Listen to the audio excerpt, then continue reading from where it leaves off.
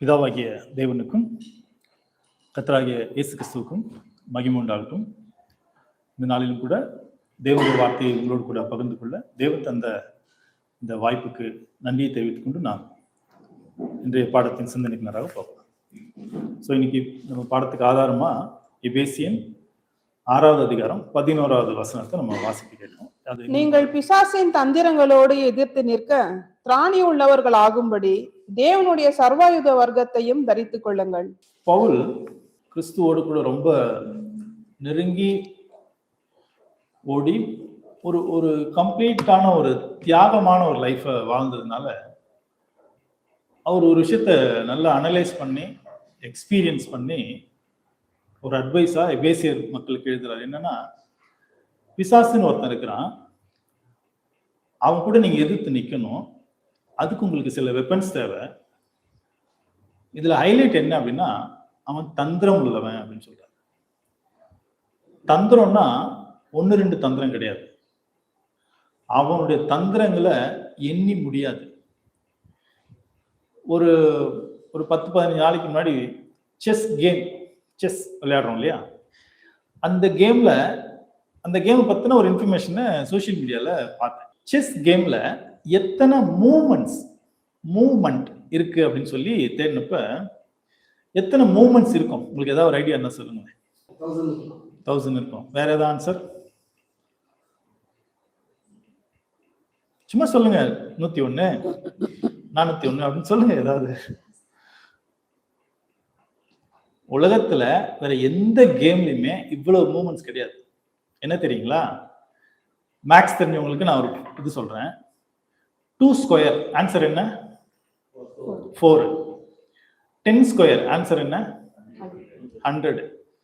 But இந்த கேம்ல இருக்கிற மூவ்மெண்ட்ஸோட நம்பர் என்ன போட்டிருக்காங்க தெரியுங்களா?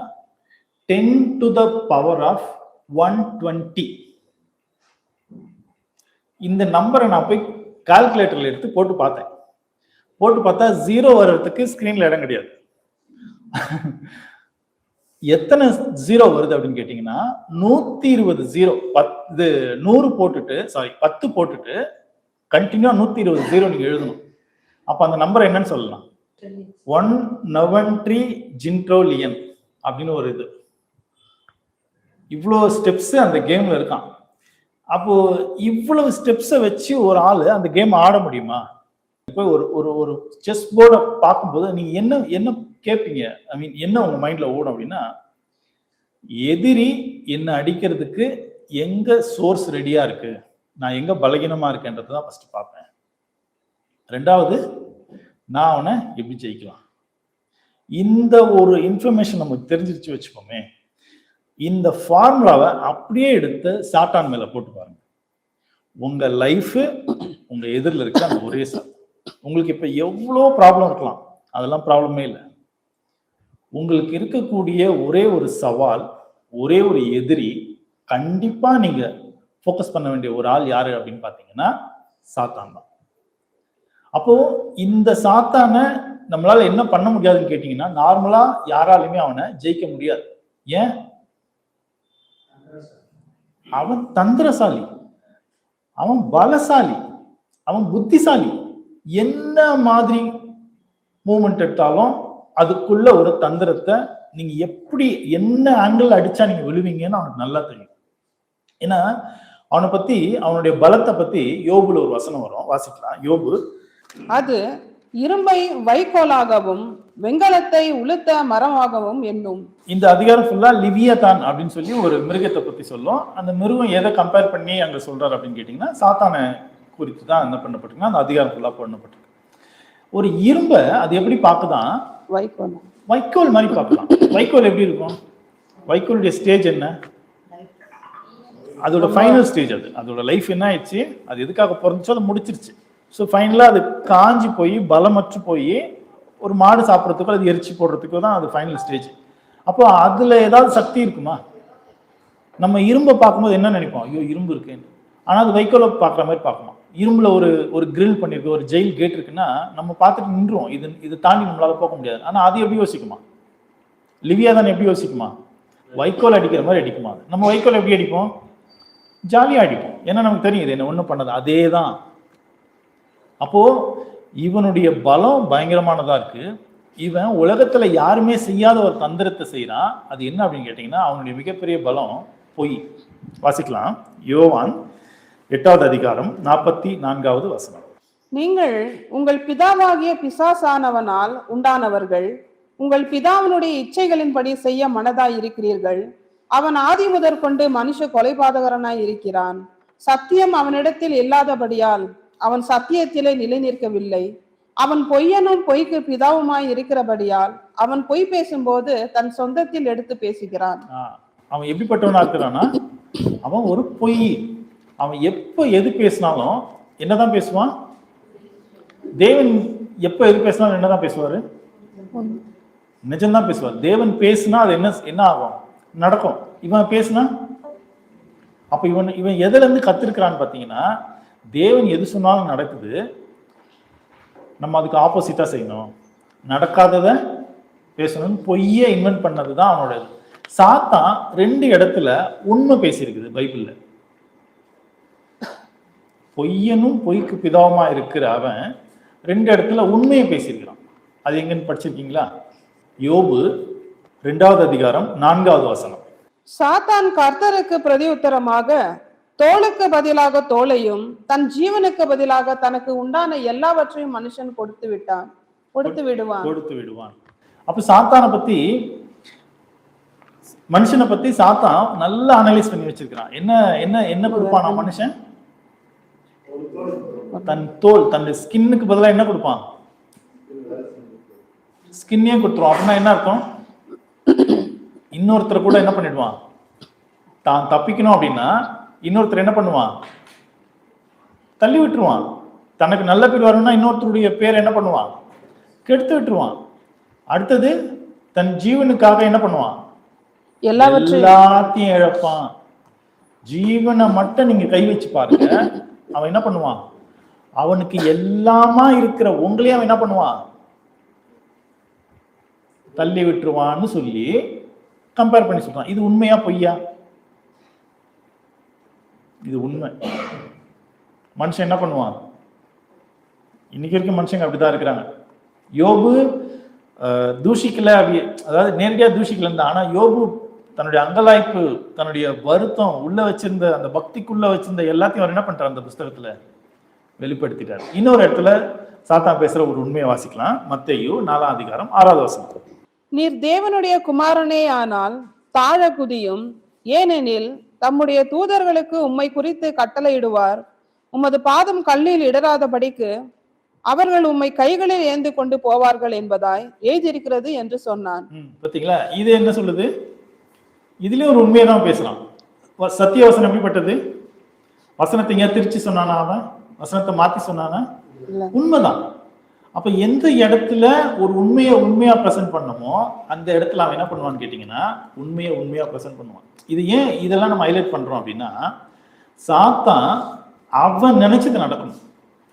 அதுக்கு அவன் எந்த அளவுக்கு வேணா தன்னை மாத்திக்குவான். அந்த மாத்திக்கிறதுல இருக்கக்கூடிய ஹையஸ்ட் ஒரு பவர் என்ன அப்படின்னு கேட்டீங்கன்னா, கூடுமானால் ஒளியின் வேஷத்தை கூட என்ன பண்ணுவான்? தரித்துக் கொள்வான். ஒளின்றது யாரு? இயேசு கிறிஸ்து.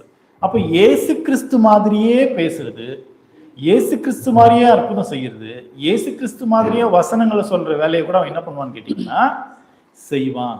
அப்போ இந்த செஸ் கேம்ல இருக்கிற மாதிரி அந்த மூவ்மெண்ட் மாதிரி தான் சாத்தானுடைய மூவ்மெண்ட் எப்படிப்பட்டது அப்படின்னு பாத்தீங்கன்னா, எந்த எல்லைக்கும் போகக்கூடாது. அவங்க கிட்ட இருக்கிற இன்னும் ஒரு பெரிய பலம் என்ன தெரியுங்களா? பொறுமை. சாத்தான மாதிரி ஒரு ஆளால பொறுமையா இருக்கவே முடியாது.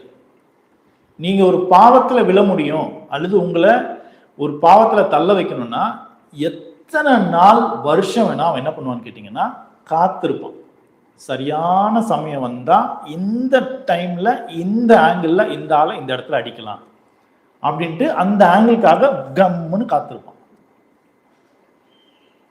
இன்னொரு பெரிய பவர் என்ன அப்படின்னு கேட்டீங்கன்னா, தேவனுடைய வார்த்தைய 100% நம்பக்கூடிய ஆள் அவர். அது எப்படி தேவனுடைய வார்த்தையை நம்புறாரு? எப்படின்னா, உன் தலைய ஒருத்தர் நசுக்குவாரு, ஸ்திரீயின் வித்து அப்படின்னு வரும்போது அந்த ஸ்திரீயின் வித்தை பெறப்போகிற மக்கள் அதை நம்பினாங்களோ இல்லையோ, யார் அதை நம்பிட்டா? சாத்தான் முழுசா நம்பிட்டான். கண்டிப்பா தேவன் சொன்னா என்ன ஆகும்? நடக்கும் அப்படின்னு அவனுக்கு நல்லா தெரியும். அவன் வந்து அதை ஒரு பாயிண்ட் கூட டவுட் பண்ண மாட்டான். பட் மனுஷங்க தீர்க்கதரிசிகள்லாம் என்ன பண்ணிருக்கிறாங்க? தேவன் சொன்ன வார்த்தையை சில இடங்கள்ல கொஞ்சம் டவுட் பண்ணிருக்கிறாங்க. ஐயோ நடக்குமா நடக்காதா, சில இதெல்லாம் வரும். ஆனா சாத்தான் என்ன பண்றது இல்ல, கொஞ்சோட டவுட் பண்றது இல்ல. பிரதர், நீங்க சாத்தானை பத்தி புகழ்ந்து பேச வந்திருக்கீங்களா அப்படின்னு உங்களுக்கு தோணலாம். ஏன் நம்ம இதை சொல்றோம் அப்படின்னா, நம்ம எதிரி சாதாரண ஆள் கிடையாது. நம்ம ஷார்ட்ஸ்லாம் பார்க்குறோம், ஒரு கராத்தே ஸ்டெப்பை பார்க்குறோம். பார்த்ததுனால நான் கராத்தே மேன் ஆயிட முடியுமா? ஏன்? அவன் தான் கரெக்டாக சொல்றானே, கையை எவ்வளோ ஹைட் வைக்கணும், என்ன மாதிரி டிஸ்டன்ஸ்ல நின்று பண்ணணும், நான் தான் பார்த்துட்டேனே, எனக்கு தெரிஞ்சிருமே. அப்போ நான் கராத்தே மேன் தானே. நல்லா தெரிஞ்சுக்கணும், நம்ம பார்க்கறதுனால கேள்விப்பட்டதுனால ஒரு இன்ஃபர்மேஷன் நம்மளோட தான் மாறிடுச்சான்னு கேட்டீங்கன்னா நோ. நம்ம பார்க்குற இன்ஃபர்மேஷனாக இருக்கட்டும், கேட்குற எந்த ஒரு விஷயமா இருக்கட்டும், அன்டில் நம்ம அதை ப்ராக்டிஸ் பண்ணாத வரைக்கும் தட்ஸ் நாட் ஆர்ஸ். அது உங்களுக்கு கிடையவே கிடையாது. அப்போ ப்ராக்டிஸ் பண்ணலை வச்சுக்கோமே. கிறிஸ்டியானிட்டி, கிறிஸ்டியன் லைஃப் அப்படிங்கிறது ஒரு பெரிய ப்ராக்டிஸ். எவ்ரிடே எவ்ரி டைம் நம்ம அதை ப்ராக்டிஸ் பண்ணணும். நம்ம கத்துக்கிறதோட மொத்தம் நின்றுட்டோம் அப்படின்னா, கிரைஸ்ட் ஒரு தூரத்தில் இருப்பாரு, நாம ஒரு டிஸ்டன்ஸ்ல இருப்போம். நம்ம ரெண்டு பேருக்குள்ள நடுவில் கேப் இருந்துட்டே இருக்கும். சாத்தான் அங்கே வந்து நல்லா விளையாண்டுட்டே இருப்பான். ஒரு காலத்துலயும் ஒரு சின்ன பாவத்தை கூட, ஒரு கோபத்தை கூட, ஒரு வார்த்தையை கூட நம்மளால கண்ட்ரோல் பண்ண முடியாது, ஜெயிக்கவே முடியாது. நம்ம திரும்ப திரும்ப திரும்ப திரும்ப தோத்துட்டே தான் இருப்போம். ஃபீல் பண்ணுவோம், ஏன் நான் தோக்குறேன், ஏன் எனக்கு நடக்க மாட்டுது, ஏன் சாதாரண பிரதராக இருந்தவங்க எவ்வளோ பெரிய ரசலா மாறி இருக்கும்போது, சாதாரண பிரதராக இருந்தவங்க ஒரு பவுலா மாறி இருக்கும்போது ஏன் என்னால் மாற முடியல அப்படின்னா, your attempt is wrong, your assumption is wrong. நீங்க தப்பா புரிஞ்சுக்கிட்டீங்கன்னா, செயல்படுத்தி பார்க்கல அப்படின்னா உங்களுக்கு அது ப்ராக்டிஸே ஆகாது. கராத்தே கத்துக்கணும்னு ஒருத்தர் விரும்புனா, டான்ஸ் கத்துக்கணும்னு ஒருத்தர் விரும்புனா, அந்த ஹாலுக்கு போகணும். அவங்க சொல்லி கொடுக்குற எக்ஸசைஸை ப்ராக்டிஸ் பண்ணணும். அந்த டிசிப்ளின் டைமுக்குள்ள வரணும். அவருடைய ஆர்டருக்குள்ள நிக்கணும். நில்லுன்னா நிக்கணும், உட்காருன்னா உட்காரணும், கையை தூக்குனா தூக்கணும். அதெல்லாம் முடியாது, எங்க அப்பா யார் தெரியுமா அப்படின்னு நம்ம இருந்தோம் அப்படின்னா கராத்தே கத்துக்க முடியாது. கிறிஸ்டியானிட்டி எதுக்காக அப்படின்னு கேட்டீங்கன்னா, அல்டிமேட்லி இந்த சாத்தான் இவனால உருவாக்கப்பட்ட இந்த மரணம் அப்படிங்கிற இந்த பாதையை நம்ம ஜெயிக்கணும். இண்டிவிஜுவலா நீங்க ஒவ்வொருத்தரும், நான் ஒவ்வொருத்தரும் ஜெயிச்சே ஆகணும். அதுக்குத்தான் இவ்வளோ பெரிய பைபிள் நம்மளுக்கு. அப்போ இவனுடைய இந்த ஸ்டாட்டிக்ஸை ஒருத்தர் முதல் பர்ஃபெக்டா ஜெயிச்சிருக்கிறார், ஜீசஸ் கிரைஸ்ட். அப்போ அவர் எப்படி ஜெயிச்சாரு? அதுதான் நமக்கான முதல் பாடம். சாத்தான ஒருத்தர் ஃபேஸ் பண்ணணும். ஒரு செஸ் கேம்ல பல மடங்கு பிரில்லியண்டா இருக்கிற ஒரு ஆள் உங்க எதிரில் நிக்கிறான் அப்படின்னா, அவனை நீங்க ஃபேஸ் பண்றதுக்கு நீங்க உங்களை எப்படி ப்ரிப்பேர் பண்ணணும் அப்படின்னா, உங்களுக்கான முதல் எக்ஸாம்பிள் யாருன்னு கேட்டீங்கன்னா ஜீசஸ் கிரைஸ்ட். அப்போ ஜீசஸ் கிரைஸ்ட் இந்த மாதிரி சாத்தான் டேலண்டா வரும்போது அவனை எப்படி ஒரு ஹேண்டில் பண்ணாரு, எப்படி அவனை ஃபேஸ் பண்ணாரு அப்படிங்கிறத அந்த சம்பவத்திலிருந்தே படித்தோம் அப்படின்னா நாம கூட என்ன ஆக முடியும் கேட்டிங்கன்னா தேர்ந்து வர முடியும். அப்போ சாத்தானுடைய அல்டிமேட் ஸ்டெப்ஸ் என்னன்றதும் இதுல என்ன ஆயிடும் கேட்டீங்கன்னா தெரிஞ்சிடும். ஏன்னா இதைத்தான் பவுல் எழுதுறாங்க. எபேசியர் 6:11 படிக்கும்போது நம்ம என்ன படிச்சோம்? சாத்தானுடைய தந்திரங்கள். அப்ப அவனுடைய தந்திரம் என்ன அப்படின்னு கேட்டீங்கன்னா, முதல்ல ஒரு தந்திரத்தை போடுவான். அந்த தந்திரத்துல அவங்க ஜெயிச்சிட்டாங்க அப்படின்னா ரெண்டாவது சில தந்திரங்களை போடுவான், அப்புறம் மூணாவது, இப்படி ஸ்டெப் பை ஸ்டெப்பா போகும். அப்போ முதல் தந்திரம் எதை எடுப்பான், ரெண்டாவது தந்திரம் எதை எடுப்பான், கடைசியா ஒரு தந்திரம் எடுப்பான். என்னன்னு கேட்டீங்கன்னா அதுதான் அவனுடைய அல்டிமேட்டா இருக்கும். இப்போ நம்ம ஒரு ஆளை வந்து ஜெயிக்கிறதுக்கு ட்ரை பண்றோம், பேச்சுலையோ அல்லது பலத்திலையோ. எப்படி பண்ணாலும் அந்த எதிரில் இருக்க நபர் ஜெயிக்கிறாருன்னா நம்ம கடைசியா என்ன பண்ணுவோம்? நமக்குன்னு ஒரு ஒரு ஒரு ஒரு நம்பிக்கை வாய்ந்த ஒரு ஸ்டெப் வச்சிருக்கோம்ல, அந்த ஸ்டெப் எடுத்து பிரயோஜனம். இப்போ அதுதான் நம்ம என்ன பண்ணலாம்னா வாசிக்கலாம். மத்தேயு 4வது அதிகாரம் வசனங்கள் 2-3. அவர் இரவும் பகலும் 40 நாள் உபவாசமாய் இருந்த பின்பு அவருக்கு பசி உண்டாயிற்று. அப்பொழுது சோதனைக்காரன் அவரிடத்தில் வந்து, நீர் தேவனுடைய குமாரனே ஆனால் இந்த கல்லுகள் அப்பங்கள் ஆகும்படி சொல்லும் என்றான். அவர் பிரதியுத்தரமாக, மனுஷன் அப்பத்தினால் மாத்திரமல்ல, தேவனுடைய வாயிலிருந்து புறப்படுகிற ஒவ்வொரு வார்த்தையினாலும் பிழைப்பான் என்று எழுதியிருக்கிறதே என்றார். ஓகே, இப்போ இது ஃபர்ஸ்ட் டெஸ்ட். இந்த ஃபர்ஸ்ட் டெஸ்ட்ல அவன் எது ப்ரியாரிட்டியா கொண்டு வந்து கொடுக்குறான் அப்படின்னு கேட்டீங்கன்னா, ஃபுட். என்னது? சாப்பாடு. வேதத்துல ஃபர்ஸ்ட் டெஸ்ட் எங்கன்னு வந்துச்சு? ஃபுட்டு தான். வேதத்துல புதிய ஏற்பாட்டுல முதல் டெஸ்ட் எது? ஃபுட்டு தான். அதே மாதிரி வெளிப்படுத்தின விசேஷத்துல ஜெயிச்சு வர்றவங்களுக்கு தேவன் என்ன கொடுப்பாரு? ஜீவ விருட்சத்தின் கனி. அப்ப ஃபுட்டு அப்படிங்கிறது என்ன இல்லைன்னு கேட்டீங்கன்னா ஒரு சாதாரண விஷயம் கிடையாது. பட் அதை எப்படி நம்ம ஃபேஸ் பண்றோம், எப்படி நம்ம ஹேண்டில் பண்றோம் அப்படிங்கிறது ரொம்ப இம்பார்ட்டன்ட். ஃபுட் அப்படிங்கிற ஒரு விஷயத்த நம்ம எடுத்துக்கிட்டோம் வச்சுக்கோமே, எல்லாருமே எப்படிதான் இதாகிட்டாங்க. ஒரு ஃபுட்டுக்கு முன்னாடி ஒருத்தர் எப்படி மாறிடுறாங்கன்னு கேட்டீங்கன்னா கண்ட்ரோலா இருக்கிறது இல்லை. இன்னைக்கு உலகத்துல இருக்கக்கூடிய எல்லாருக்கும் உடம்புல இருக்கக்கூடிய பிரச்சனைக்கு 50% என்ன எது காரணம் நினைக்கிறீங்க? சாப்பாடு தான். சொல்லிட்டு போய் நம்ம என்ன பண்ண போறோம்? திரும்ப ஃபுல் கட்ட தான் போகும். சூடா குடிப்போம், ஜில்லுன்னு குடிப்போம், 5 நிமிஷம் கழிச்சு, திருப்பி கொஞ்ச நேரம் கழிச்சு திக்காதையா சாப்பிடுவோம், திருப்பி கொஞ்ச நேரம் கழிச்சு ஐஸ்கிரீம் சாப்பிடுவோம். ஒரு டாக்டர் சொல்றாரு, யோ வயிறா குப்பை தொட்டியா, அது சும்மா சும்மா அள்ளி போட்டுக்கிட்டே இருக்க.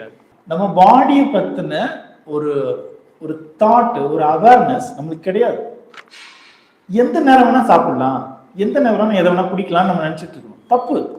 இன்னைக்கு நம்ம லைஃப் இப்போ ரொம்ப லக்ஸுரியா மாறிட்டு பார்த்தீங்களா? இந்த மொபைல் வழியா நம்ம எதை வேணா ஆர்டர் பண்ணி சாப்பிடலாம். ஏன்னா இன்னைக்கு இருக்கிற டைம் வந்து ஒரு 30 வருஷம் பேக்ல போங்க, நீங்க நினைச்சதெல்லாம் சாப்பிட முடியுமா? ஒரு பிரியாணி சாப்பிடணும் அப்படின்னா ஏதோ ஒரு கல்யாணம்னு வந்தால் தான் உண்டு. பிரியாணி கடைங்கெல்லாம் கிடையாது, பெரிய ஹோட்டல்ல தான் பிரியாணி கிடைக்கும். நைட்ல அந்த குல்ஃபின்னு ஒரு ஐஸ் டிங் டிங் டிங் டிங்னு மணி அடிச்சுட்டு ஒருத்தர் வந்து விற்பாரு. அதுதான் ஒரு என்டர்டைன்மெண்ட். அந்த டைம்லலாம் எங்களுக்கு ஒரு 5 ரூபா கொடுத்தா அவன் ஒரு 10 ஸ்லைஸை ரவுண்டா கட் பண்ணி கொடுப்பான், நாங்கள் சாப்பிடுவோம். அது நீங்களும் சாப்பிட்ருப்பீங்க. இன்னைக்கு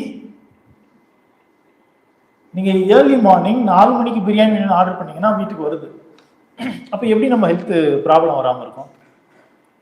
அப்ப சாப்பாடுன்னு சொல்றது ஒரு சாதாரண விஷயம் கிடையாது. உங்களை பிரச்சனைக்கு நேராக தள்ளிட்டு போகக்கூடிய ஒரு மிகப்பெரிய கண்டென்ட் எதுன்னு கேட்டீங்கன்னா சாப்பாடு தான். சாப்பாடை கொடுத்தன அறிவு, வரையற லிமிட்டு யாருக்குமே கிடையாது, தெரியறதே இல்லை. நம்ம பிரச்சனைக்கு காரணம் அதுதான். அப்போ இந்த பிரச்சனையை முதல் ஏவா தப்பா ஹேண்டில் பண்ணதுனால தான் அவ்வளோ பெரிய ஃபாலன். ஏன் அந்த அம்மா சூஸ் பண்ணாங்க? பசிச்சு சாப்பிட்டாங்களா? இல்லை. என்ன காரணம் அதை சாப்பிட்றதுக்கு? பார்க்கறதுக்கு அழகா இருக்கு. ஏன் நீங்க அழகா போட்டோ எடுக்கிறாங்க சாப்பாடு எதுக்கு போட்டோ எடுக்கணும்? சாப்பாடை சாப்பிடணும், ஏன் போட்டோ எடுக்கணும்? அழகு, மார்க்கெட்டிங். ஒரு பொருளை அழகா மார்க்கெட் பண்ணி கொடுத்தா தேவைப்படாத ஆட்கள் கூட அது தனக்கு தேவைன்னு நினைப்பாங்கன்றதுனாலதான் என்ன பண்றாங்க? அதை அழகு பண்றாங்க. மருந்து பாட்டிலையும் அழகா வரும். மருந்து எதுக்கு பார்த்துருக்கீங்களா? மருந்து பாட்டில் எவ்வளோ குழந்தைங்களுக்கு கொடுக்குற மருந்து பாட்டில் தான் அது அவ்வளோ கலரா டிசைன் பண்ணியிருப்பாங்க. அந்த கலருக்கு பின்னாடி பயங்கர சீக்ரெட் இருக்கு, கார்பரேட் சீக்ரெட். இதுதான் ஒரு இருமல் மருந்துக்கு ஒரு 5 வெரைட்டி இருக்குன்னா, நம்ம போனோடனே நம்ம கண்ணில் படுற ஏதோ ஒரு கலர் வந்து பார்த்தீங்கன்னா அட்ராக்ட் பண்ணுற கலர் ரெட் கலராக தான் இருக்கும். அதெல்லாம் பின்னாடி ஸ்டாட்டிக்ஸ் நிறைய பண்ணிட்டு தான், ரிசர்ச் பண்ணி தான் அதை செஞ்சு வைப்பான். போனோடனே இதை வாங்குங்க அப்படின்னு அதுக்கு டாக்டருக்கு கொடுப்பாங்க, எல்லாம் கொடுத்து. ஏன் இந்த அழகு ப்ரிஃபர் பண்ணான்னு கேட்டிங்கன்னா, மனுஷன் தனக்கு தேவைப்படுதோ இல்லையோ அழகு தனக்கு வேணும், அழகு தன்னோடு இருக்கணும் அப்படின்னு நினைப்பான். அதனால தான் இந்த அம்மா என்ன பண்ணிட்டாங்க? அந்த கனி பார்வைக்கு அழகு, புசிப்புக்கு இன்பம். இன்பமா நலமா? இன்பம். இதுக்கு முன்னாடி அந்த கனியை புசிச்சதே இல்லை. எப்படி அதுல இன்பம் இருக்குன்னு தெரியும்? துன்பம் தானே வந்துச்சு. சாப்பிட்டுட்டு போனவொடனே ஹஸ்பண்ட் கிட்ட செம்ம அடி. இன்பம்னு நினைச்சு செஞ்ச விஷயம் என்ன கொண்டு போய் விட்டுச்சு? துன்பம். அப்ப பாருங்களேன், இந்த உலகம் எப்படிதான் வச்சிருக்குன்னு பாத்தீங்கன்னா, எதெல்லாம் இன்பம்னு நினைச்சிட்டு மனுஷன் போய் கையை வைக்கிறானோ, தொட்ட நிமிஷத்துல இருந்து மேல இருக்கிற தேவன் கிட்ட இருந்து கீழே இருக்கிற பூச்சிங்க வரைக்கும் எதிரியா மாறிடும். எதுலன்னு கேட்டீங்கன்னா, ஐயோ இந்த இன்பம் எனக்கு வேணும்னு நினைச்சிட்டு போய் கையை வச்சாரு பாருங்க, டோட்டல் லைஃபும் கொலாப்ஸ்ட். அப்போ ஆதாம் என்கிற முதல் மனுஷன், அவனுடைய பாடி ஏவாள். இது இந்த சரீரம், அதாவது முதல் மனுஷனுடைய ஆதாம தலையா வச்சுக்கோங்க, பாடியா ஏவாளை வச்சுக்கோங்க. ஏவாள் என்ன ஆயிடுச்சு? விழுந்துருச்சு. இப்போ இதே டெஸ்ட் நியூ டெஸ்ட்மெண்ட்ல நடக்குது. நம்ம அந்த வசனத்தை வாசிச்சிட்டோம். இப்போ கிறிஸ்து என்னக்கூடிய தலை, இயேசு என்னக்கூடிய தலை அங்க இருக்காரு. அவருடைய பாடியை ஏவாளை கன்சிடர் பண்ணுங்க. இப்போ ஏவாளுக்கு என்ன உண்டாயிற்று? இயேசுடைய சரீரத்துக்கு என்ன உண்டாயிற்று? எதனால? 40 நாள் ஆயிடுச்சு. அப்போ 40 நாள் ஆகணுமே இந்த ஏவாளுக்கு பசி உண்டாயிடுச்சு. அவர் அதை எப்படி ஹேண்டில் பண்றாரு? அவன் நியாயமான ஒரு காரணத்தை சொல்றான். நீ தேவனுடைய குமாரனே ஆனால் சொல்லிட்டானா? இதுல இந்த ஃபர்ஸ்ட் டெம்ப்டேஷன்ல 2 டெம்ப்ட் இருக்கு, 2 சோதனைகள் ஒரு சோதனைக்குள்ள அடங்கி இருக்கு. நம்ம 2 பிரிச்சு பார்த்துடலாம். சரியா? நீர் தேவனுடைய குமாரனே ஆனால் என்ன பண்ணுங்க? இந்த கல்லுகள் அப்பங்களாகும்படி செய்யுங்க. நல்ல எண்ணம் தானே? சரி, இவரால கல்ல அப்பமா மாத்த முடியும்னு எப்படி உனக்கு தெரிஞ்சது? உபவாசம் முடிச்சுட்டு வராரு. அப்ப நம்மளும் உபவாசம் முடிச்சுட்டு வந்தா நம்மளும் ஆல்ரெடி கிரியேட்டரா இருக்காரு. இவன் ஃபர்ஸ்ட் சொல்ற அந்த ஒரு சென்டென்ஸ் இருக்கு பாத்தீங்களா? நீ தேவனுடைய குமாரனே ஆனால் இந்த கல்லுங்களை என்ன பண்ணுங்க? அப்பங்கள் ஆக்கும்படி செய்யுங்கன்னு சொல்றான். சரி, இயேசு எப்படா பசியா இருப்பாரு அப்படின்னு சொல்லி என்ன பண்ணிட்டு இருக்கிறான்? ரொம்ப ஷார்ப்பா பார்த்துட்டு இருக்கிறான். நம்ம ஆல்ரெடி முதல் இன்ட்ரோடக்ஷன்லயே பேசணும் என்னன்னு, அவன் ரொம்ப பொறுமைசாலி. எந்த அளவுக்கு? 4000 வருஷமா ஒருத்தரை சாகடிக்கிறதுக்கு, ஒருத்தரை தான் கீழே விழ வைக்கிறதுக்கு வெயிட் பண்றான். எத்தனை வருஷம்? 4000 வருஷம். நம்ம சர்ச்சுக்கு எவ்வளவு நேரம் வெயிட் பண்ணுவோம்? ஒரு 4 மினிட்ஸ் கூட நம்ம என்ன பண்ண மாட்டோம், சர்ச்சுக்கு முன்னாடி வந்துட மாட்டோம். 40 மினிட்ஸ் பின்னாடி கூட வருவோம்.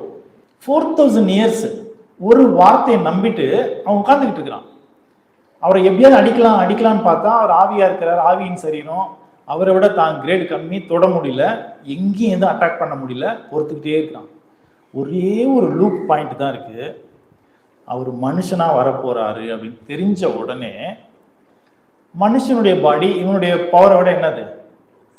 கம்மி. அடிக்க முடியுமா? முடியாதா? ஈஸியா அட்டாக் பண்ணலாம். அதுலயும் ஒரு குழந்தையா பிறந்தப்ப ரொம்ப ஈஸி. எத்தனை குழந்தைங்க செத்தாங்க அந்த டைம்ல? 2 வயசுக்குள்ள இருக்கிற நம்பர் சொல்லல, அநேக குழந்தைங்களை என்ன பண்ணிருக்கிறான். அவ பாருங்களேன், அவன் எவ்வளவு பெரிய கொலை பாதகன் அப்படிங்கிறதுக்கு இந்த ஒரு இன்சிடென்ட்டே நம்மளுக்கு என்ன பண்ணலாம்.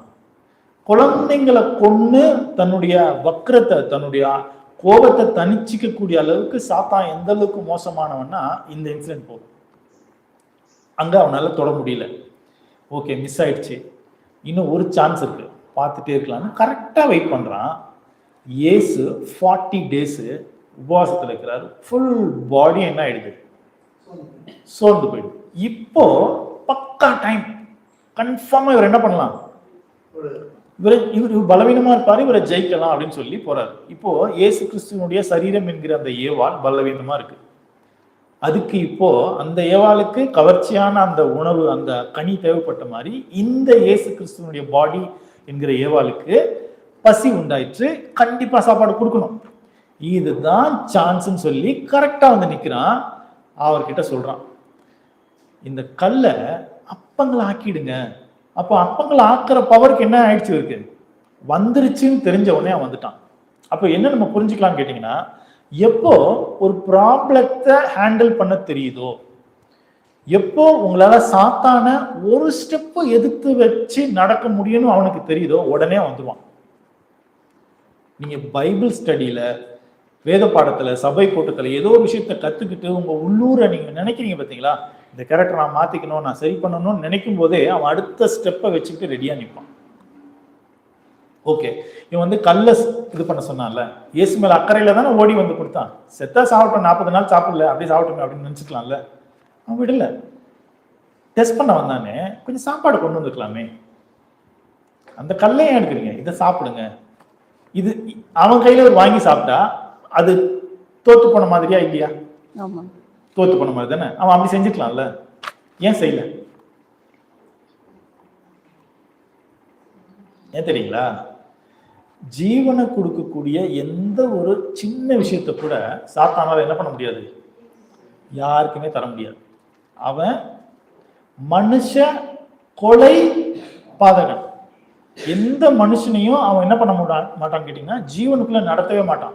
அப்ப நிறைய பேர் பணக்காரங்களா இருக்கிறாங்க, உலகத்துல பிசினஸ் பண்றாங்க, சாத்தானை பின்பற்றி போறாங்க, அவங்களாம் நல்லா இருக்காங்களே. ஆமா நல்லா இருக்காங்க, கொடுக்குற மாதிரி கொடுப்பான், கடைசியில் என்ன ஆகும், டோட்டலா அவங்களை பிடிக்கிறோம்.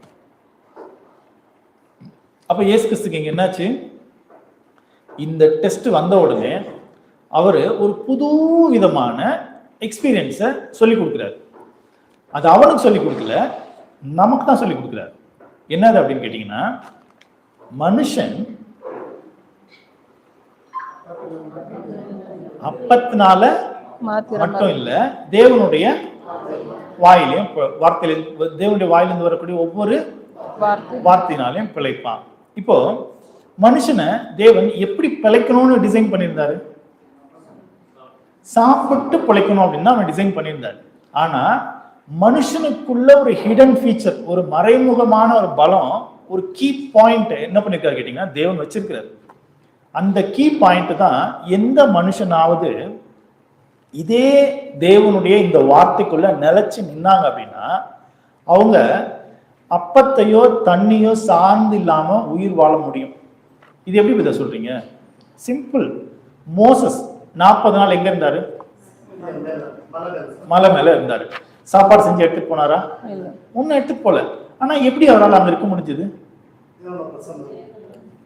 ஈஸியான ஒரே வேர்டு நம்ம தேவனுடைய பிரசன்னம்னு சொல்லுவோம். இன்னும் சில சயின்டிபிக்கலா ஓரியன்டா பாக்குறவங்க என்ன சொல்லுவாங்கன்னா, மலை மேல போயிட்டீங்கன்னா பசி எடுக்காது, மலை மேல சில்லுன்னு இருக்கும், அங்க வேலையெல்லாம் இல்லை. அப்படிலாம் கிடையாது. மலை மேல ஆக்சிஜன் கம்மி, காது அடைச்சிக்கும். நீங்க காது அடைச்சிக்கும் போது ஒவ்வொரு முறையும் தொண்டைய இப்படி பண்ணுவீங்க, அப்போ உங்களுக்கு உள்ள இருக்கிற எனர்ஜி ரொம்ப வேஸ்ட் ஆகும், சீக்கிரத்துல டயர்ட் ஆயிடுவீங்க. தெரியுங்களா? அப்போ இவரு மோசஸ் அந்த இடத்துல அவ்வளவு நாள் இருந்திருக்கிறார் அப்படின்னா, தேவனுடைய பிரசன்னத்துக்குள்ள ஒரு மனுஷன் தங்கி இருந்து இந்த உலகத்தை மறக்கும் போது ஆட்டோமேட்டிக்கா அவனுடைய பாடி என்ன ஆகுதுன்னு கேட்டீங்கன்னா ஜீவனோட சேர்ந்து போகுது. ஆல்டர்னேட்டிவ் ஜீவனை தேடக்கூடிய, அதாவது உணவு சார்ந்து வாழக்கூடிய அந்த ஆல்டர்னேட்டிவ் பாதையில இருந்து விலகி என்ன பண்ணிடுறான், தேவன் கூட சேர்ந்து இருந்துறான். இது நம்ம லாங்குவேஜ் கூட சொல்ல முடியும். இப்போ உங்க வீட்டில் நீங்க ஏதோ ஒரு ஹார்ட் ஒர்க் பண்றீங்க, லைக் ஏதோ ஒரு பெயிண்டிங் பண்றதா இருக்கட்டும், வீட்டை கிளீன் பண்றதா இருக்கட்டும். அப்ப பாருங்களேன், யூஸ்வலா 4 மணி நேரத்துக்கு ஒரு முறை சாப்பிடுற நாம சகோதரிகள் வீட்டை கிளீன் பண்ற அன்னைக்கு பாருங்க 5 மணி நேரம் 6 மணி நேரம் ஒரு தண்ணி கூட குடிக்காம என்ன பண்ணுவாங்க, ஒரு ஃபோர்ஸ்ல பண்ணிட்டே இருப்பாங்க. ஏதாவது போய் கேட்டா அவங்க என்ன பண்ணுவாங்க, போங்க நீ கிளீன் பண்ணிட்டு அங்க போங்க அப்படின்வாங்க. நடந்திருக்கா இல்லையா அவங்க வீட்டுல எல்லாம்? அதே மாதிரி சகோதரர்கள் ஏதோ ஒரு வேலையில, ஒரு கன்வென்ஷன் வேலையா இருக்கட்டும், ஒரு வீட்டில் ஒரு வேலையா இருக்கட்டும், இல்லை சைட்ல வேலையா இருக்கட்டும், வேலை செய்யறவன் லேபர் சாப்பிடணும்னு போவான். ஆனா அந்த வேலையை நடத்துற ஓனர் எப்படி இருப்பாரு? சாப்பிட மாட்டார், மைண்ட்ல ஓடிட்டே இருக்கும். அதை என்ன பண்ணலாம், அடுத்து என்ன பண்ணலாம், அடுத்து என்ன பண்ணலாம். அந்த நேரத்தில் உங்களுக்கு பசி ஏதாவது தோணும், தாகம் எடுக்காது, பசி எடுக்காது, பாத்ரூம் மாட்டாங்க, ஒண்ணுமே தோணாது, பாடி ஃபோர்ஸா இருக்கும். ஏன்? அப்போ பிரெயின் ஏதோ ஒன்று கூட கனெக்ட் ஆகி இருக்கும் போது இந்த பாடி என்ன பண்ணுது, அதுக்கு ஈஸியா ஒத்து போகுது. நம்மளுக்கே எப்படி அப்படின்னா, அப்போ முழுக்க முழுக்க ஆதாமினுடைய சாயல்ல ஒருத்தர் வந்து தேவன் கூட சேர்ந்திருந்து தேவனுடைய வேலையை ஸ்டார்ட் பண்ணணும் அப்படிங்கிற அந்த வெறியில இருக்கும்போது அவருக்கு பசி தெரியும். அந்த 40 டேஸ் அவருக்கு என்ன இருக்காது, ஒண்ணுமே தெரிஞ்சிருக்காது. 40 டேஸ் முடிஞ்சிருச்சு, இனிமே நீ போய் உன்னுடைய வேலையை ஸ்டார்ட் பண்ணலான்ற ஒரு அந்த உந்துதல் உண்டாயிருக்கும் போதுதான் அவருக்கு எல்லா வல்லமையும் உண்டாயிருக்கும். ஏன்னா அவர் கூட அந்த மிருகங்கள் என்ன பண்ணிருக்கு, சஞ்சரிச்சு வன விலங்குகள்லாம் அவர் கூட இருந்திருக்குதுன்னு சொல்லி லூக்காலையும் மார்க்ல ஒரு வசனம் இருக்கும். அப்போ அவர் எப்படி ஆயிட்டார் கேட்டீங்கன்னா, பழைய ஆதாம் எப்படி வனவிலங்கு அந்த மிருகங்கள் கூட அந்யோன்யமா இருந்தாரோ அதே மாதிரி இந்த இயேசு ஆயிட்டார். அப்ப இதையெல்லாம் பார்க்கும்போது சாத்தான் என்ன பண்ணிருப்பான், இவர் தான் நம்ம ஆளு, இவர் என்ன பண்ணி ஆகணும், அட்டாக் பண்ணி காலி பண்ணியே ஆகணும். சூப்பரா வந்தான் முதல் டெஸ்ட். அதுல நீர் தேவனுடைய குமாரனே ஆனால் அப்படின்னு சொன்னால, நம்ம ஆல்ரெடி என்ன சொன்னோம், இந்த ஒரு டெஸ்ட்டுக்குள்ள 2 டெஸ்ட் இருக்குன்னு சொன்னோம்.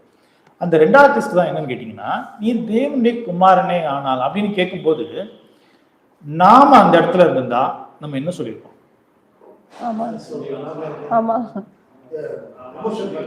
எமோஷன் காட்டும். என்ன நீ, நான் தேவனுடைய குமாரன் தான், தெரியாதா? சொல்லுவோமா சொல்ல மாட்டோமா? ஏன்னா அது நம்மளுக்கு கிடைச்சிருக்கிற ஒரு கிஃப்ட். ஏசு அந்த இடத்துல என்ன சொல்லியிருக்கலாம்னு கேட்டீங்கன்னா, ஹலோ சாத்தான், வானத்துல இருந்து ஒரு சத்தம் வந்துச்சு, கேட்கலையா அவனுக்கு? என்ன சத்தம்? இவர் தேவனுடைய இவர் நேசகுமாரன். அந்த வசனத்தை வாசிச்சலாமா? 3ஆம் அதிகாரம் மத்தேயு.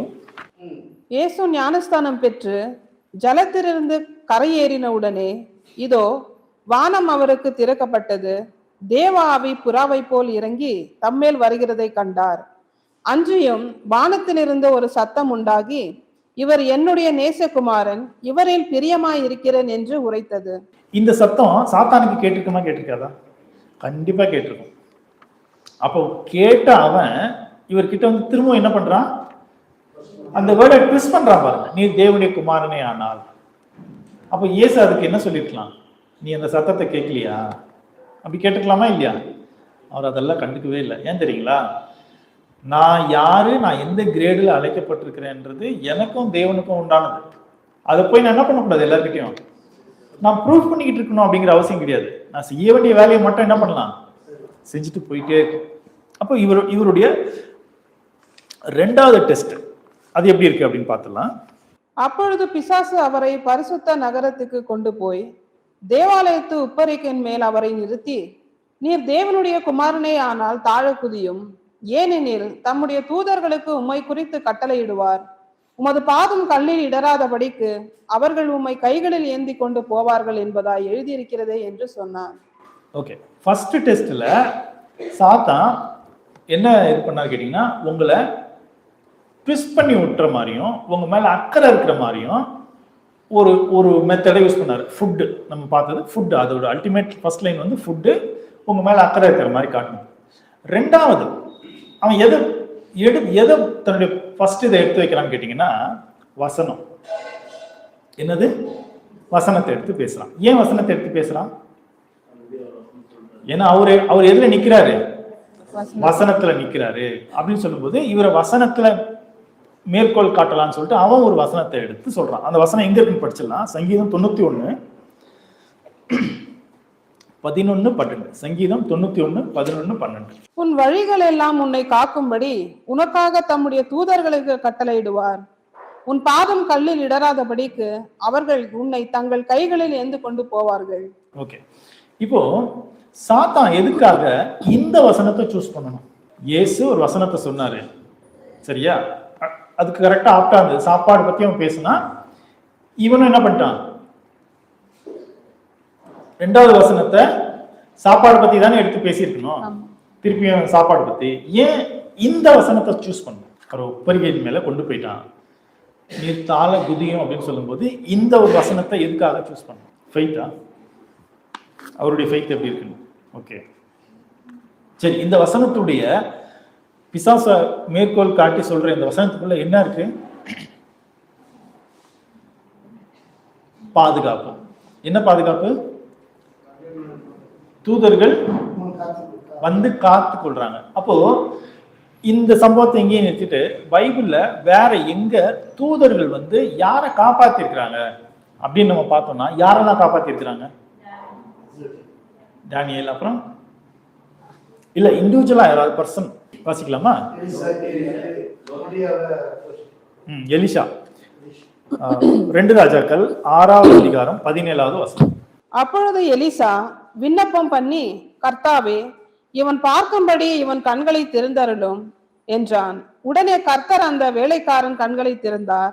இதோ எலிசாவை சுற்றிலும் அக்னிமயமான குதிரைகளாலும் ரதங்களாலும் அந்த மலை நிறைந்திருக்கிறதை அவன் கண்டான். ஓகே, இப்போ எலிசா ஒரு ராஜாவுக்கு இன்ஃபர்மேஷனை தொடர்ந்து கொடுக்குறாரு அப்படிங்கிறதுனால அந்த ராஜாவுக்கு கோவம் வந்து எலிசாவை காலி பண்ணணும்னு சொல்லி என்ன பண்ணியிருக்கிறான், ஆட்கள் அனுப்பியிருக்கிறான். இப்போ 2 நாள் மேலே நம்ம ஸ்டடி பண்ணியிருக்கோம், சரியா? இந்த பாதுகாப்பு வளையம் தேவதூதர்கள் வந்து நிக்கிறது கேயாசி கண்களுக்கு தெரியல. ஆனா வேற யாருக்கு இது தெரிஞ்சிருக்கும்? கரெக்ட், சாத்தான் விழுந்து போன தூதர்கள் கண்ணுக்கு என்ன தெரிஞ்சிருக்கும்? எதுக்கு இந்த தூதர்கள் வந்து நிக்கிறாங்க, யாரை சுத்தி பாளையம் இறங்கி இருக்கிறாங்கன்னு பார்க்கும்போது அங்க யார் இருக்கா? எலிசா. அல்டிமேட்லி எலிசா பிளஸ் அவர் கூட இருக்கிற ஆட்கள். அப்போ யார தேவன் பாதுகாக்கிறாரு அப்படிங்கிறத இவன் இந்த இடத்துல கத்துக்கிறானா இல்லையா? யாரு? சாத்தா கத்துக்கிறான். ஒரு ஆளு தேவனுடைய வார்த்தையின்படி நின்னா, தேவனுடைய ஊழியத்தை ஒழுங்கா செஞ்சா அவங்கள தேவன் எந்த அளவுக்கு பாதுகாக்கிறாரு? அக்கினிமயமான குதிரைகள் அனுப்பி என்ன பண்றாராம்? பாதுகாக்கிறாருன்னு ஒரு விஷயம் அவனுக்கு என்ன வருது? மைண்ட்ல வருதா இல்லையா? ஓகே, ரெண்டாவது ஒண்ணு வாசிக்கலாம். 2 ராஜாக்கள் 19வது அதிகாரம் 35வது வசனம். அன்று ராத்திரியில் சம்பவித்தது என்னவென்றால், கர்த்தருடைய தூதன் புறப்பட்டு அசிரியரின் பாளையத்தில் 1,90,000 பேரை சங்கரித்தான். அதிகாலமே எழுந்திருக்கும் போது இதோ அவர்கள் எல்லாரும் செத்த பிரேதங்களாய் கிடந்தார்கள். இது ஒரே ஒரு தூதன் வந்து லட்சக்கணக்கான படை வீரர்கள் என்ன பண்ணிருக்கிறாரு? சாகடிச்சு போட்டுக்கிறார். இது எதுக்காக நடந்துச்சு? அந்த ராஜா தேவன் கிட்ட விண்ணப்பம் பண்ணுவாரு. உடனே என்ன பண்ணுவார்? தேவனுடைய தன்னுடைய தூதன் அனுப்பி எல்லா அந்த தூதர்கள் அந்த படை வீரர்களையும் சாகடிச்சு அவங்கள காப்பாற்றுவார். அப்ப இதுவும் ஒரு எக்ஸ்பீரியன்ஸ் யாருக்கு? சாத்தானுக்கு. என்ன ஆயிடும்? தேவன் கீழே ஒருத்தர் ஒழுங்கா நின்று தன்னுடைய மக்களுக்காக வாழ்ந்தாருன்னா, அப்ப அந்த மக்களை வழிநடத்துற அந்த ராஜாவுடைய ஜெபத்தை தேவன் கேட்டு இந்த எதிரினால இந்த ராஜா கீழே விழுந்துடக்கூடாதுன்னு தேவன் தூதன் அனுப்பி காப்பாத்துறாரா இல்லையா? இந்த பாடத்தை எல்லாம் அவன் மைண்ட்ல இது பண்ணிக்குவான். ஏன் இது திரும்ப திரும்ப நான் சொல்றேன் அப்படின்னா, நாம வேத வசனங்கள் மூலமாகவும் போதனைகள் மூலமாகவும் நம்மளுக்கு கிடைக்கிற அனுபவம், பிரச்சனை, அந்த பிரச்சனைக்கு பின்னாடி வரக்கூடிய சொல்யூஷன், கசப்பான அனுபவம், இதெல்லாம் நம்ம மறந்துடுவோம். பிகாஸ் நம்ம ஹியூமன்ஸ். சாத்தான் அப்படி மறக்க மாட்டோம். பைபிள் மட்டும்தான் அவனுடைய அல்டிமேட் ஃபோக்கஸ். பைபிளுக்குள்ள நடக்கக்கூடிய நபர்களுக்கு ஏற்படக்கூடிய அனுபவங்கள் தான் அவனுடைய அனுபவம். அந்த அனுபவத்தை வச்சுக்கிட்டு தான் அவன் என்ன பண்ணுவான்னு கேட்டீங்கன்னா, அடுத்த ஆளை எப்படி அட்டாக் பண்ணலான்னு போவான். அப்ப இவன் இந்த வசனத்தை இங்க கோட் பண்றதுன்னா, இயேசு கிறிஸ்து அந்த கிரேடுக்குள்ள நிக்கிறார். அவருக்கு எப்போயுமே தேவ தூதர்களுடைய பாதுகாப்பு முழுசா கிடைக்கிற மாதிரி தேவன் செஞ்சிருக்காரு. அவர் அந்த ஸ்டாண்டர்ட்ல நின்றுருக்காரு. இப்ப நம்மளுக்கு அந்த மாதிரி ஒரு பாதுகாப்பு இருக்கா? இருக்கு. ஓகே, நீங்க கீழே விழுந்ததே இல்லையா? பைக்ல போய் ஆக்சிடென்ட் ஆனதே இல்லையா? ஏன்? இயேசு சிலுவையில அடிப்படுறதுக்கு முன்னாடி ஒரு கீரலாத ஒரு உடம்புல பட்டுச்சா? அவரை எத்தனையோ பேர் பிடிக்கணும்னு வந்தாங்க, என்னென்னமோ பண்ணணும்னு வந்தாங்க. டைம் வர்றதுக்கு முன்னாடி தேவன் என்ன பண்ணல? அனுமதிக்கல. ஒரு சின்ன ஆக்சிடென்ட்ல கூட எங்க என்ன பண்ணல? சிக்கவே இல்லை. நம்ம ஏன் டெய்லி சிக்கிக்கிறோம்? தேவன் அனுமதிக்கிறார். பயிற்சி. ஓகே, நம்ம கத்துக்கிறோம். ஓகே, ஏன் தேவன் அனுமதிக்கிறார் அப்படின்னா, நாம கத்துக்கிட்ட பாடத்துல நிக்கிறது இல்லை. நம்மளுக்கு கிடைச்ச ஒரு எக்ஸ்பீரியன்ஸ் ஒரு தடவை தான். திரும்ப அந்த எக்ஸ்பீரியன்ஸ் நம்மளுக்கு கிடைக்கிற மாதிரி ஒரு சிச்சுவேஷன் வருது அப்படின்னா, நல்லா தெரிஞ்சுக்கோங்க, நம்ம ஆல்ரெடி ஃபேஸ் பண்ண அந்த பிரச்சனையில கற்றுக்கொண்ட பாடத்தை நமக்குன்னு ரியலைஸ் பண்ணல. அது நம்மளுக்கு நம்ம எடுத்துக்கல. இப்போ உங்களை போய் எஸ்எஸ்எல்சி டெஸ்ட் எழுதுங்க அப்படின்னு சொன்னா எத்தனை பேர் போவீங்க? போக மாட்டோம். ஒரு தடவை பாஸ் பண்றதுக்கு என்ன பாடம்? திருப்பியுமா? நம்ம அதை பாஸ் பண்ணி வந்துட்டோம். அப்ப அது மாதிரிதான் இந்த கிறிஸ்டியானிட்டி லைஃப்ல நீங்க பாஸ் பண்ண முயற்சி பண்ணி தோற்று போன விஷயம் திரும்ப உங்களுக்கு வருது அப்படின்னா, நல்லா தெரிஞ்சுக்கோங்க, நீங்க ஏற்கனவே கற்றுக்கொண்ட அனுபவத்துல ஸ்டடி ஆகல, நீங்க இன்னும் வீக்கா இருக்கீங்க. அதனாலதான் தேவன் திரும்ப அனுமதிக்கிறார்.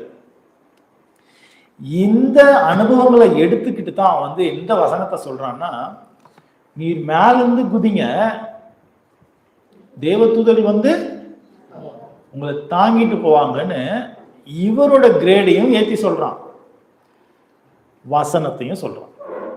அப்போ அந்த இடத்துல இயேசு அதை எப்படி ஹேண்டில் பண்றாரு? உன் தேவனாகி கர்த்தரை பரீட்சை பார்க்காத அப்படின்னு அதுக்கு ஆட்ட வசனத்தை எடுத்து போடும்போது அவன் என்ன ஆயிடுறான்னு கேட்டீங்கன்னா, ஆமா இந்த வசனம் இதுக்கு மேட்ச் ஆகுது. அப்போ நம்ம சொல்லக்கூடிய வசனம் எந்த அளவுக்கு அவனை ஃபேஸ் பண்ணி அவனை தடுக்கும்ன்றது அவனுக்கு நல்லா தெரியும். நீங்க தப்பான வசனத்தை தப்பான பிரச்சனைக்கு எடுத்து பிளேஸ் பண்ணீங்க அப்படின்னா திரும்ப நீங்க தோத்துதான் போவீங்க. நீங்க சாத்தான் கூட போராடுறது வசனத்தின் மூலமா தான், வசனத்தின் வாழ்க்கையின் மூலமா தான். ஆனா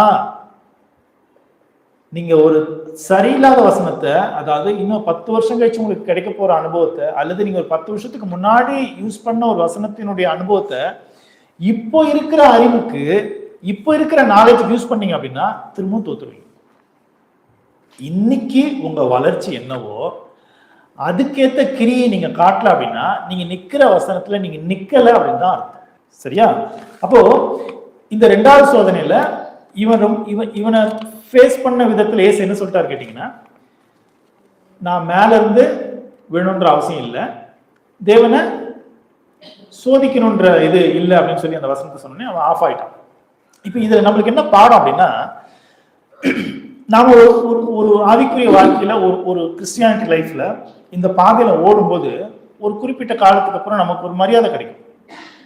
ஒரு வளர்ந்த பிரதரு, ஒரு சீனியர் பிரதரு, இவர் ஒரு ஸ்பீக்கரு, இப்படின்னு ஒரு அடையாளம் நம்மளுக்கு இருக்கு பார்த்தீங்களா? இந்த அடையாளம் தான் நம்மளுக்கு பிரச்சனையே. அவன் நம்மளை சோதிக்க வர்றது இந்த அடையாளத்தை வச்சுதான். இந்த அடையாளத்துக்குள்ளதான் நான் இருக்கிறேன். இப்ப ஏசு அங்கிருந்து விழுந்திருந்தான்னு வச்சுக்கோமே, தேவன் காப்பாத்திருப்பாரா? காப்பாத்திருக்க மாட்டாரா? காப்பாத்திருப்பாரு தானே? காப்பாத்திருப்பாரு தானே? பா, எந்த அளவுக்கு தம்புறீங்க. பிரசங்கம் பண்றவங்க எது சொன்னாலும் நம்பிடுவீங்களா? அது எப்படி தேவன் காப்பாத்துவாரு? கண்டிப்பா காப்பாற்ற மாட்டார் தேவன். உன் பாதம் கல்லில் ஈடராதபடிக்கு நீ எப்படி விழும்போதும் கிடையாது. எத்தனை பேர் இடறி விழுந்திருக்கீங்க? நீங்க தெரியாம விழும்போது, அன்எக்ஸ்பெக்டட்லி உங்களுக்கு ஒரு ப்ராப்ளம் வரும்போது தான் தேவனுடைய தூதர்கள் வருவாங்க உள்ள.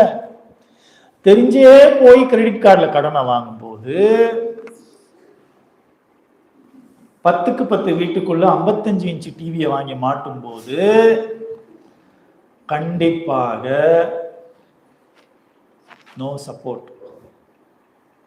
ஒரு கடனை வாங்குறதுக்கு முன்னாடி, ஒரு பிரதருக்கு ஃபோன் பண்றதுக்கு முன்னாடி, ஒரு சிஸ்டர் வீட்டுக்கு போறதுக்கு முன்னாடி நீங்க ஃபர்ஸ்டே யோசிக்கணும், இந்த ஆக்ட், இந்த நடவடிக்கை வசனத்துக்குள்ள நான் போறேனா?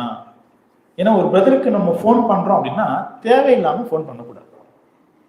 நான் ஒரு பாலிசி வச்சிருப்பேன். அது என்னன்னு கேட்டீங்கன்னா, அவாய்ட் ஹியூமன்ஸ். என்னது? உடனே நீங்க எனக்கு சொல்லிட்டு அவாய்ட் ஹியூமன்ஸ் பை பிரதர் அப்படின்னு சொல்லிடாதீங்க. எதுக்கு அவாய்ட் ஹியூமன்ஸ் அப்படின்னா, அன்னெசரி கான்டாக்ட் உங்களை என்ன ஆக்கிட்டோம்? அன்னெசரி பீப்புள் லிஸ்ட்ல வச்சிரும். அப்போ இயேசு அந்த இது மேல இருந்து விழுந்திருந்தார் அப்படின்னா அது அன்னெசரி. அவன் பேச்சை கேட்டுட்டு நான் என்ன ப்ரூஃப் பண்ணுமா? நான் அந்த ட்ராக்ல தான் நிக்கிறேன் நான் பார்க்கறதுக்கு, என்ன நீங்க காப்பாத்துறீங்கன்னு பார்க்கறதுக்கு நான் விழுந்து பார்த்து தெரிஞ்சுக்கணுன்ற அவசியம் இல்லை. நமக்கு தெரியாம எத்தனையோ பிரச்சனைகளை போய் சிக்கும் போது தேவன் அற்புதமா நம்மளை காப்பாத்துறாரு. அது நமக்கு தெரியாது. அது அவர் நமக்கு தெரிய வைக்கின்ற அவசியமும் கிடையாது. நான் உன்னை இப்படிலாம் காப்பாத்திருக்கணும் தெரியுமா அப்படின்னு தேவன் வந்து நம்ம கிட்ட சொல்லிட்டு இருப்பாரா? தேவையே இல்லை. அவர் வேலை காப்பாத்துறது. நம்ம வேலை என்ன? வசனத்துக்குள்ள நிக்கிறது. வசனத்துக்குள்ள நின்று நீதியை நடப்பிக்கும் போதுதான் தேவன் தன் நீதியை நடப்பிப்பார். வசனத்தை மீறிட்டு நீங்க போய் ஏதோ ஒண்ணு நடப்பிக்கணும்னு நினைச்சீங்கன்னா அதுல தேவன் தன்னுடைய நீதியை வந்து காட்டணும்ன்ற அவசியம் தேவனுக்கு கிடையாது. அப்ப இந்த 2வது டெஸ்ட் எப்படிப்பட்டது அப்படின்னு கேட்டீங்கன்னா, வசனத்தையும் காட்டுவான், வசனத்தை மீறியும் நடக்க வைப்பான். இப்போ 3வது ஒரு டெஸ்ட் இருக்கு. இந்த டெஸ்ட் தான் சாத்தானுடைய பிரைமரி வெப்பன், அல்டிமேட் வெப்பன், பவர்ஃபுல்லான வெப்பன். அது என்னது? வாசிங்க, அந்த வசனத்தை வாசிங்க. மத்தேயு 4ஆம் அதிகாரம்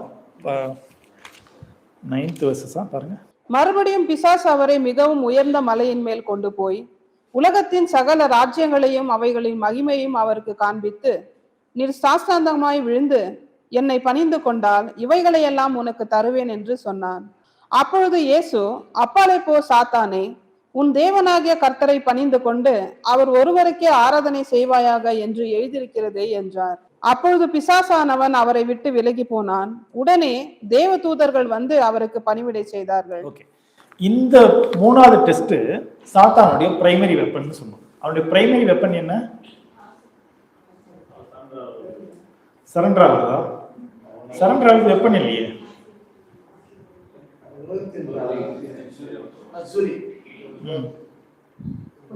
இல்ல, அதுக்குள்ள வரமாட்டீங்க யாருமே. பொய் அவன் தர முடியுமா?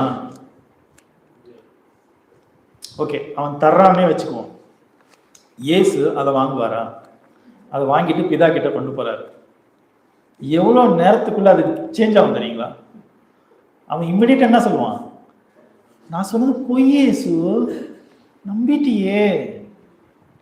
ரொம்ப ஈஸி. அவனுடைய பவர்ஃபுல் வெப்பன் கடைசி அவன் எடுத்து போடுறது என்ன அப்படின்னு கேட்டீங்கன்னா பொய் தான். நீர் சாஷ்டாங்கமா என் பாதத்துல என்ன பண்ணிடுங்க, விழுந்து வணங்கிடுங்க, நான் இதெல்லாம் என்ன பண்ணிடுறேன் உங்களுக்கு கொடுத்துட்றேன். ஓகே, இவர் விழுந்துட்டா அவன் கொடுக்க முடியுமான்னு கேட்டீங்கன்னா அவனால கொடுக்க முடியாது. ஏன்னா அது அவன் கையில அனுமதிக்கப்பட்டிருக்கே தவிர அவனோடது கிடையாது. அவன் என்ன சொல்லுவான்? உங்களுக்கு தான் உங்கள்கிட்ட கொடுக்குறேன். அப்போ பொய். இப்போ இதை வந்து நீங்க உங்களுக்கு எடுத்துக்கோங்க. உங்க எதிரில் இருக்கிற ஒரு சிச்சுவேஷன், அந்த சிச்சுவேஷன் எப்படிப்பட்டதா இருக்குது அப்படின்னு கேட்டீங்கன்னா பொய்யா இருக்கலாம், உயர்ந்த இடத்துல இருக்கிற மாதிரி இருக்கலாம், எல்லாமே எனக்கு கீழே இருக்கிறது அப்படின்ற மாதிரி இது இருக்கலாம். ஆனா எதுவுமே உங்களது கிடையாது, அவனது கிடையாது, அவரோடது.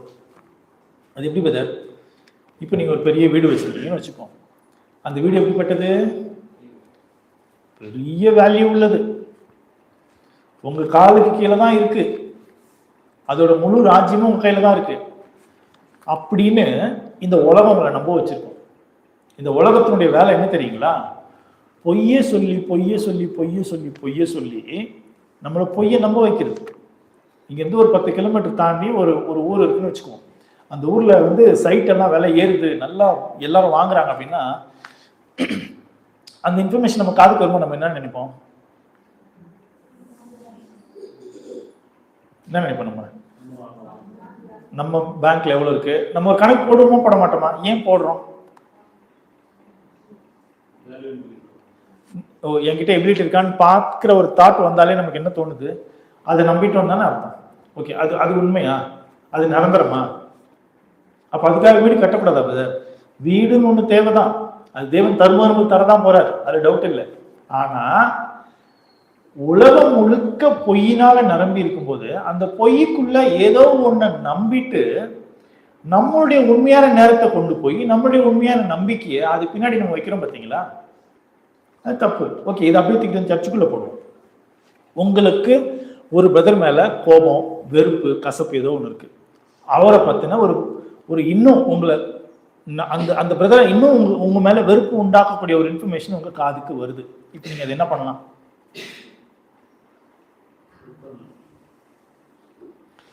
எனக்கு ஒரு பிரதரை பிடிக்காது, சரியா?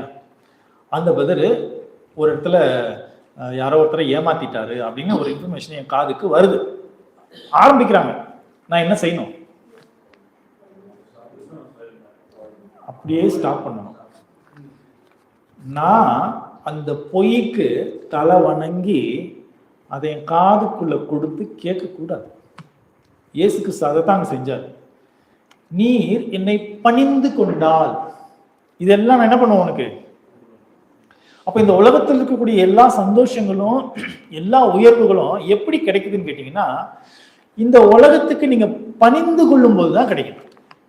அதுதான் ரோமர் 12:1 பவுல் எழுதும்போது என்ன சொல்லுவாருன்னு கேட்டீங்கன்னா, இந்த உலகத்துக்கு ஏற்ற மாதிரி ஒத்த வேஷத்தை நீங்க என்ன பண்ணாதீங்க, தரிக்காதீங்க. இந்த உலகம் எதை நம்புது? ஹெல்த்தியா இருந்தா சந்தோஷமா இருக்கலாம், பெரிய வீடு, சரி ஒரு வீடு இருக்கும், இன்னும் 2 வீடு கட்டணும், அது மேல கட்டணும், அங்க போய் வாங்கி கட்டணும், கட்டி என்ன பண்ணணும்? குடியிருக்கணும். அப்ப இந்த வீடு ஏன் வாடகை? இன்கம். என்ன இன்கம் தெரியுங்களா? அதுக்கு ரீசன்லாம் சொல்லுவாங்க. அதாவது வயசான அப்புறம் நம்மளால ஓட முடியாது, நம்மளுக்கு கொடுப்பாரு. ஓகே, இப்போ உங்களுக்கு வயசு இருக்குல்ல, நீங்க குழந்தை பருவத்திலேருந்து இந்த வயசுக்கு வரைக்கும், இந்த வயசுல வாழ்ற வரைக்கும் அவங்களை யார் போஷிச்சது? நல்ல வேலையில இருக்கிறவங்களும் சரி, நார்மல் வேலையில இருக்கிறவங்களும் சரி, உங்களுடைய அந்த லைஃப் ஸ்டாட்டிக்ஸ் எடுத்து பாருங்களேன். யார் உங்களை இவ்வளவு தூரம் போஷிச்சது? தேவன் தானே. இவ்வளவு தூரம் போஷிச்ச தேவனுக்கு இனி வர காலங்களை போஷிக்க தெரியாதா? அப்புறம் ஏன் நம்ம தேவனை விட்டுட்டு வெளியில ஒண்ணு நம்புறோம்? தேவனை விட்டுட்டு ஏன் வெளியில போய் வேஷத்தை போடுறோம்? தேவனை விட்டுட்டு வேற ஒன்ன பணிஞ்சுக்க விரும்புறோம். பாத்தீங்களா? இதுதான் அது. அப்போ இயேசு கிறிஸ்து இந்த இடத்துல எப்படி இருந்துட்டாருன்னு கேட்டீங்கன்னா, ரொம்ப தெளிவா இருந்தாரு. என்னை விட்டு நீ என்ன பண்ண, அகன்று போ. நீ என்ன விஷயத்தான் என்கிட்ட சொல்ற அப்படின்னா, அப்போ இந்த ஆன்சர் எப்படிப்பட்டதா இருக்கு அப்படின்னு கேட்டீங்கன்னா, நீ என்னை விட்டு விலகிடு. நீ செய்யறதெல்லாம் எப்படிப்பட்டது?